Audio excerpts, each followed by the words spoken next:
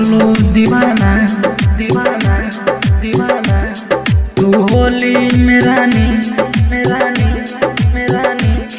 को दिहलो दीवाना तू होली में रानी रंगे बदूनु जो बना चुई लहंगा से पानी को दिहलो दीवाना दीवाना दीवाना तू होली में रानी रानी को दिहलो दीवाना तू होली में रानी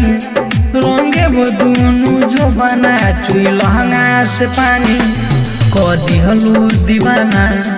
तू होली में रानी।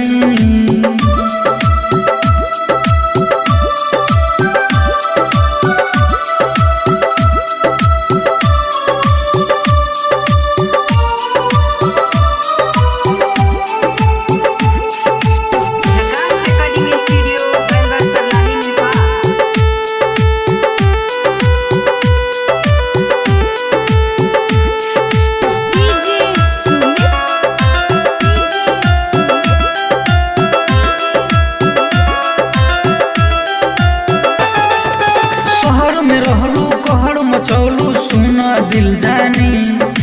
अब की होलिया में रंगब गलिया मनवा न मानी रहेलू छोटे कपड़ा में तू तो बनल खंदानी झाड़ दी कोनो चौड़ा पकड़ के हौदा में पानी दे दी निशानी निशानी निशानी तोड़ा गुदिया में रानी दे दी निशानी तोड़ा गुदिया में रानी पहले बनबू मम्मी बाद में बन जइबू नानी को दिहलू दीवाना तू होली में रानी।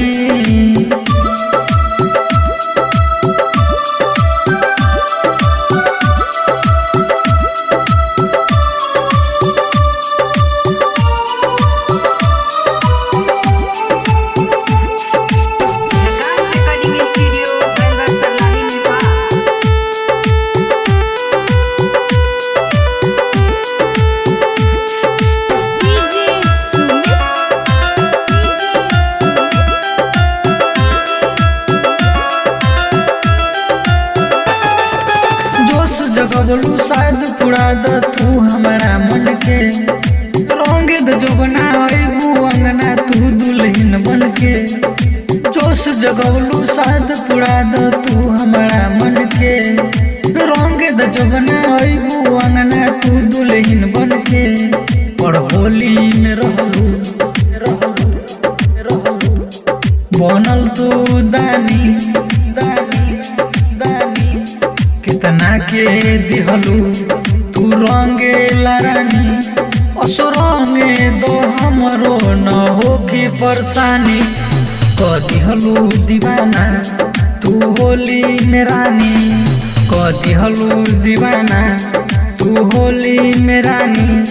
रंगे बदूनु जो बना चुई लहंगा से पानी को दिहलू दीवाना तू होली में रानी।